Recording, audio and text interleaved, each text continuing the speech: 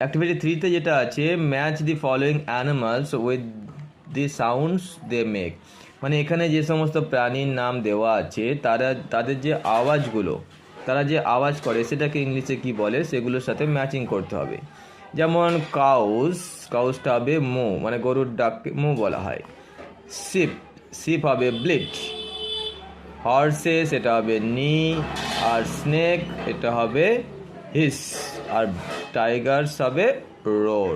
তাহলে এখানে অ্যানিমালসের নাম এবং এখানে সাউন্ডের দেওয়া আছে এবং এগুলো ম্যাচিং করে দেওয়া হলো, ঠিক আছে। এরপর আসছি অ্যাক্টিভিটি 4। অ্যাক্টিভিটি 4-এ বলেছে arrange the following words to make meaningful sentences.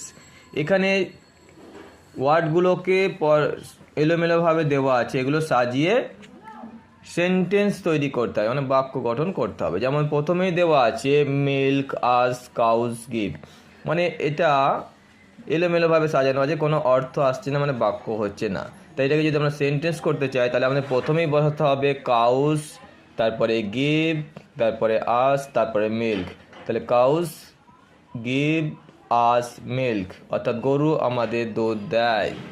তারপরে হচ্ছে dogs love to eat meat. Dogs love to eat meat, কুকুর মাংস খেতে ভালোবাসে।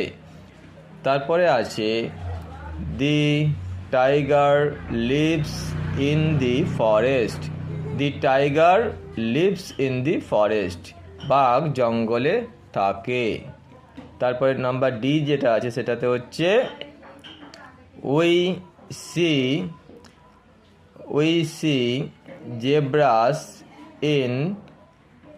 in the African forest. We see zebras in the African forest.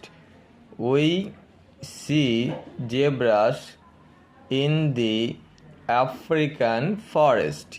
আমরা আফ্রিকার জঙ্গলে জেব্রা দেখতে পাই। তারপরে যেটা আছে